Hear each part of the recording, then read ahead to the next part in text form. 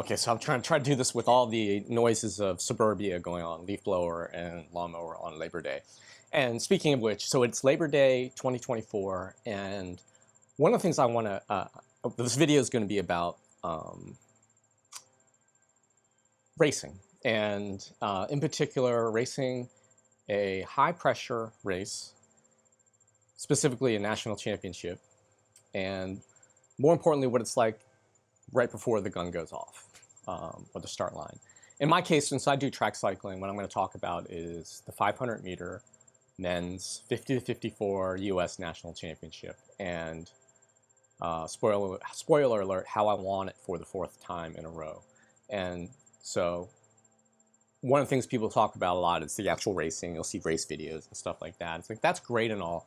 But the thing is that, and before you even get to that point of racing, you have to mentally prepare for what's about to happen.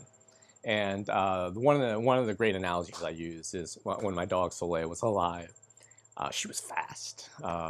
She had a border collie mix in her, so she was quick. And you know, when she was a little pup, she would chase after squirrels. And you know, we never thought she'd ever catch a squirrel because they're just so fast. And as fast as she was, a squirrel's faster. But one day, Soleil caught the squirrel. And it was the funniest thing because she had this look on her face. She was like, she had this thing stuck in her mouth. And the squirrel was freaked out because there's like, I wasn't expecting for this to happen. More importantly, Soleil was freaked out because she was like, what do I do with this? And so the reason why that's a great analogy to racing is like, you get to a point where you're about to race and you do all this training and everything else to lead up to the race. But then when the time comes for that race and the clutch situation, you don't know how to react and respond. And anyway, so the U.S. Men's Track National Championships, Masters Track National Championships in 2024 was in Rock Hill, South Carolina, for the second time in a row in the last 2 years, 23 and 24. I had won it in 21, 22, 23, and now I was attempting to win it for the fourth time in a row. So of the three prior races, obviously the first one was the biggest one. It was the first national championship I ever won. After 10 years of trying in the match sprint, and ironically I win it in a time trial. But that wasn't pressure as much as it was just a relief. But the pressure actually came on the second one, the second attempt at winning, because anyone that's ever won their first national championship will say this in an individual event, is that you will there's a lot of pressure on the second time because you want to prove to yourself and other people, but prove to yourself that it wasn't a flash in the pan, that you weren't lucky, that you could do this more than once. And so when I got the second one, it was great. And as soon as I was done, my friend Steven, who's a multiple-time national champ, texted me immediately, said, congratulations for getting that done. And I know how much pressure that was to accomplish that the second time in a row. Or second time, period, but let alone second time in a row. And so the third time was just gravy. But here I am now on the fourth attempt because, in my mind, if I can swing the fourth, I'll declare this now, I'd like to win 5 in a row. But that said, I have enough experience now of having multiple silver medals in the match sprint national championship and having won the actual national championship in the time trial, what the kind of pressure that goes into the preparation for that. And and this is the thing, again, it goes back to people train, do all this stuff, but they don't prepare themselves mentally for what's about to happen when you actually execute all your training. And so that day, we had the specter of, well, actually that week, we had the specter of a hurricane or tropical storm coming through. And we were prepared by the race promoters, USA Cycling and Rock Hill, the city of Rock Hill and Rock Hill Velodrome, that we might have to have a compressed schedule, or there's going to be rain delays or whatever. And that's something you don't account for when you train. You just assume like, oh, I'm going to go train for X event on such day, and I need to be ready for then. But you also need to be mindful of external factors like weather, especially if you do something that requires you to be outside, like racing, track cycling in the United States, given we only have one viable indoor track in Los Angeles. So Rock Hill's outside, 250-meter track, a hurricane or tropical storm bearing down on us. It was the first day of racing on Tuesday, and in my mind, I just wanted to get this thing done. And if the schedule went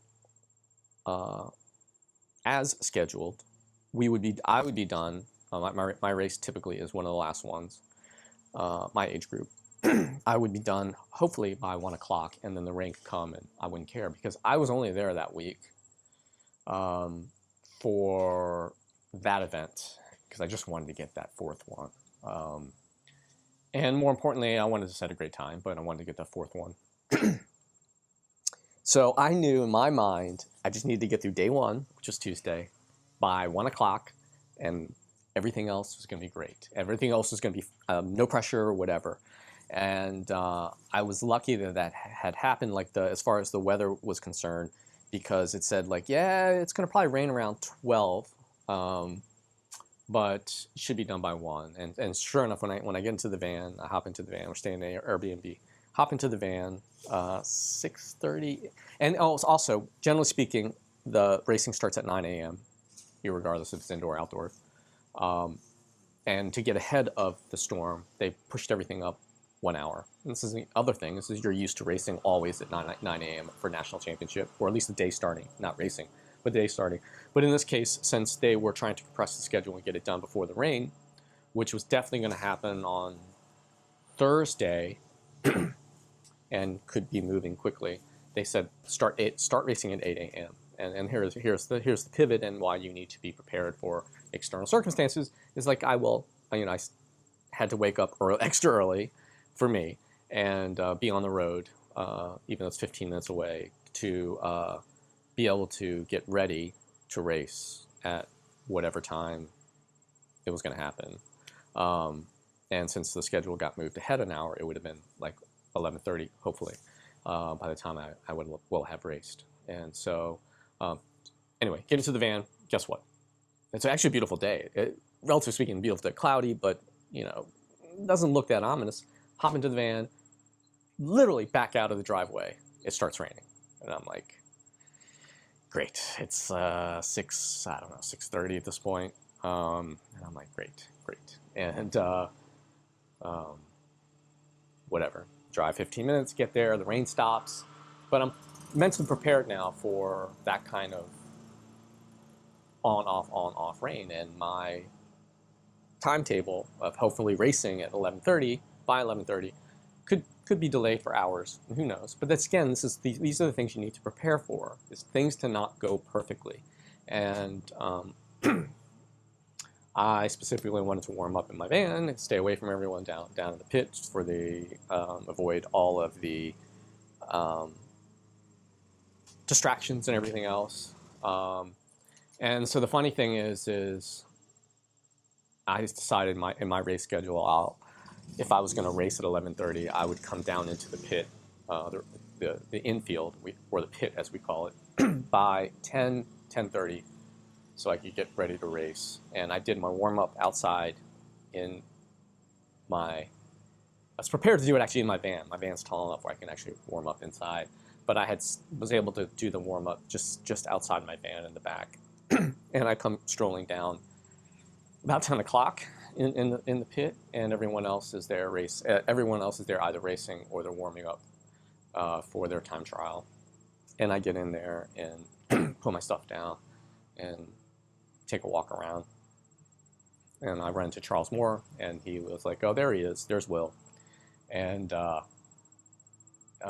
finally he's coming down. It's like, because people were asking about you, Will, and Charles told them, like, well, Will's the chillest guy around.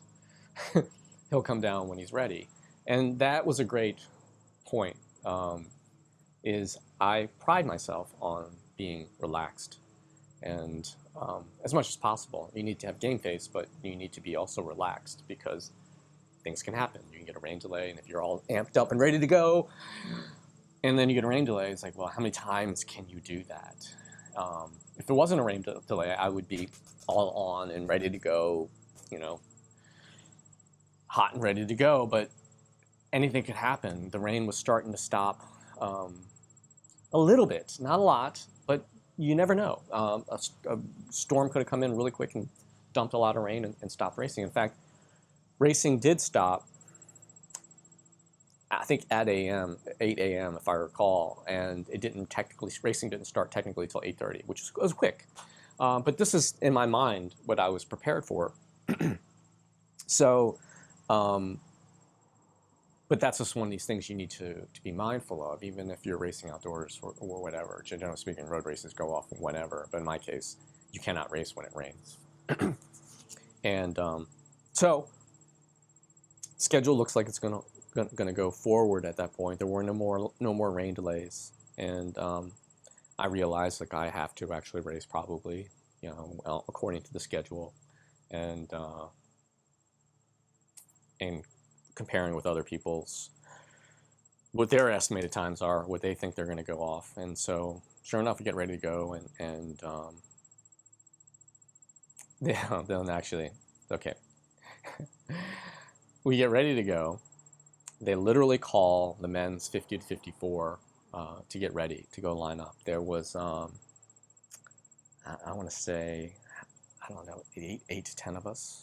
10 of us, yeah, maybe about 5 heats, and put my helmet on, literally hop on my bike and start rolling it, put my leg over the bike, clip in, and just push off to just do a little warm-up lap, and it starts raining, and they literally they call us all off the track, and say, you know, we have to, rain delay. So there was actually 2 rain delays, and that was about 10 a.m., I believe. And we had to wait through that one.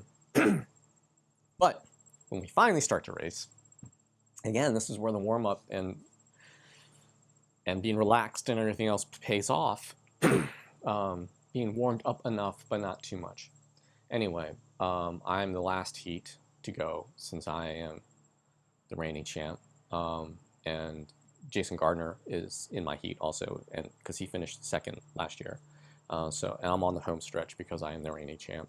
And the heat before me is Charles's heat, and he's on the home stretch also. And to be honest, I didn't know what Charles was going to do, but I figured, no offense, Charles, it would probably be like a low 36, and because it was windy that day also.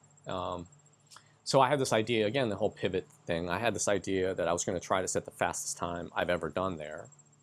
You know, I was in shape. I am in shape. I was in shape then, and felt that physically, I was capable of being able to set the fastest time ever there, that I've ever done there, if the weather conditions were favorable. And in this case, they weren't. There was a headwind coming down the home stretch. It was windy, actually, that whole week until the weekend.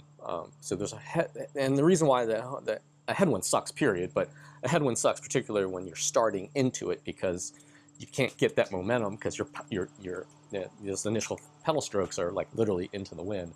And I was thinking, okay, well, there goes my whole plan of being able to set my fastest time at Rock Hill.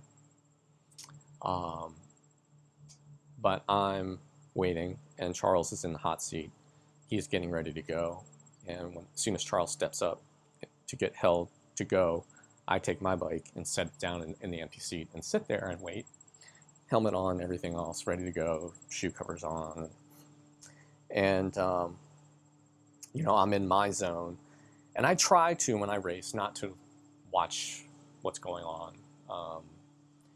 Whatever time is set is whatever time is set. You can't really beat that time mentally thinking you're trying to go faster than that. But in the back of your head, you just cannot not absorb that in your mind. And with the times that had already been posted, you know,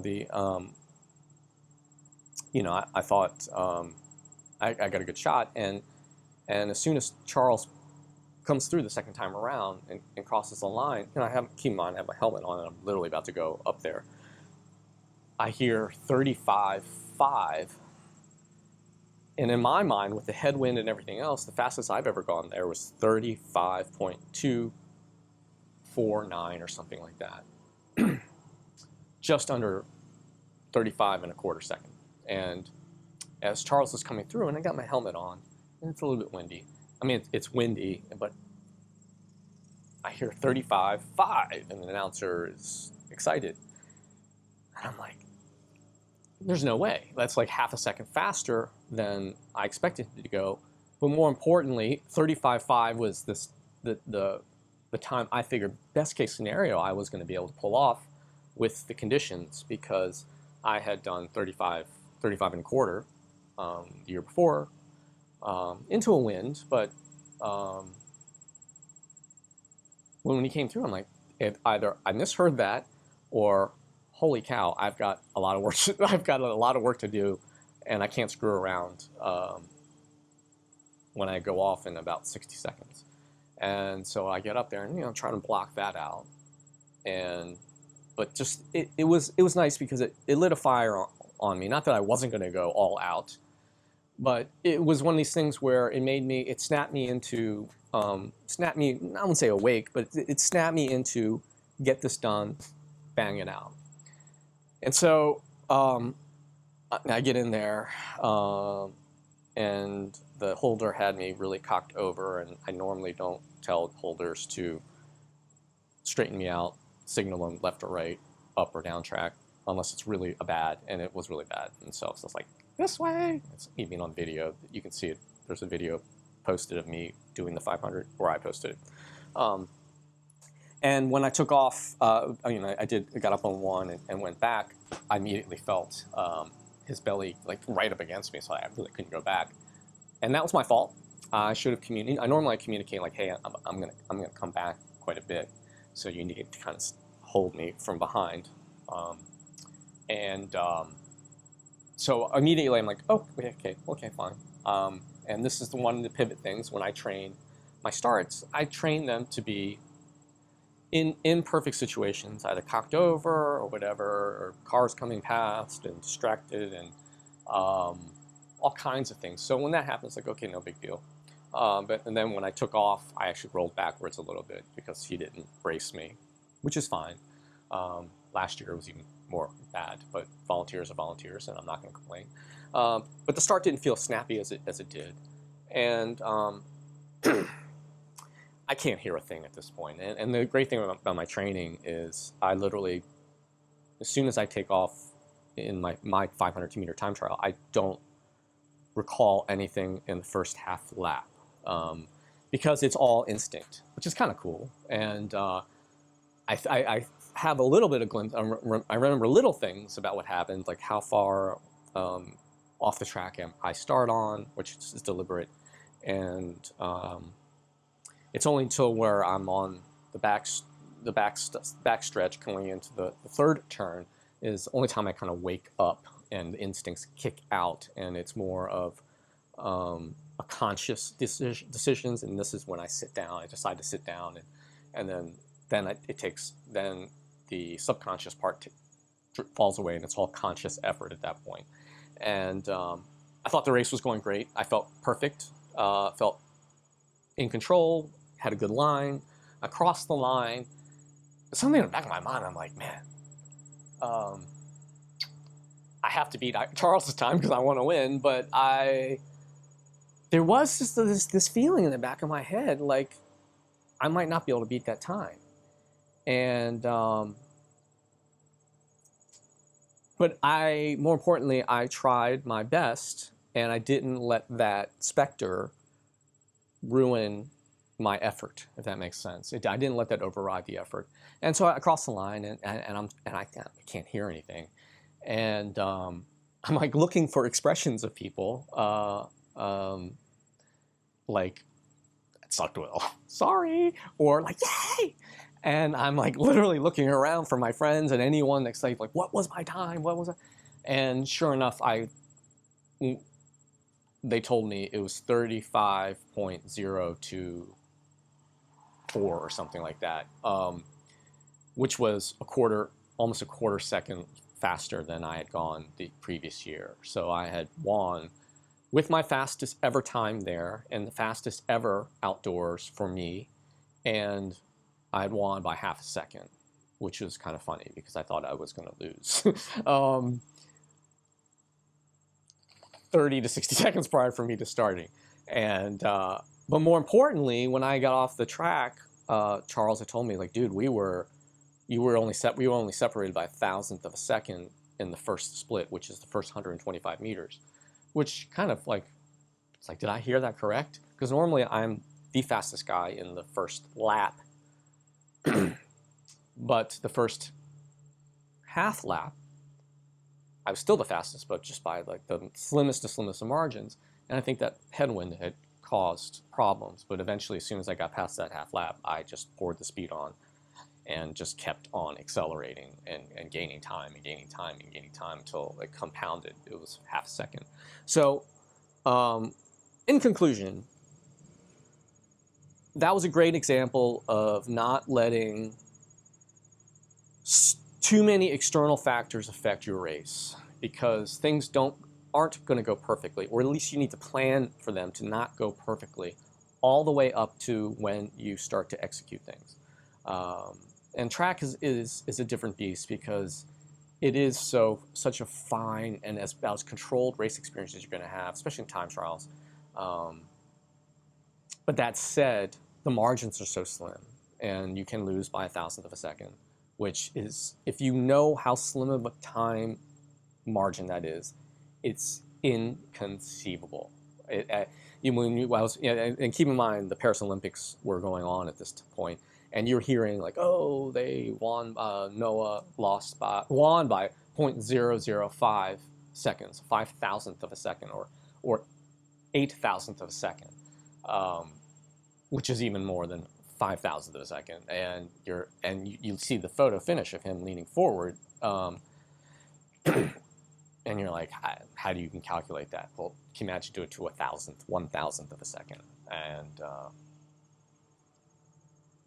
that is slim margins, and you have to just do your best with the situation. And that's why all these external factors, the weather, like the wind, the rain, the delays, mentally, thinking, oh, good Lord, there's no way I'm going to beat that time. Bad start, bad holding a poor line, whatever. But having a game plan, a loose game plan, and executing it and making the best of the situation, making lemonade out of lemons is your only hope. But you have to prepare mentally for stuff to go wrong, or go wrong in this case. Anyway, thanks for watching a long rambling video of me talking, but I appreciate it. And I'll do one on the match sprint. The match sprint was totally fun. It's kind of even longer than this. And I'll do one on the team sprint. Yeah, so thanks for watching.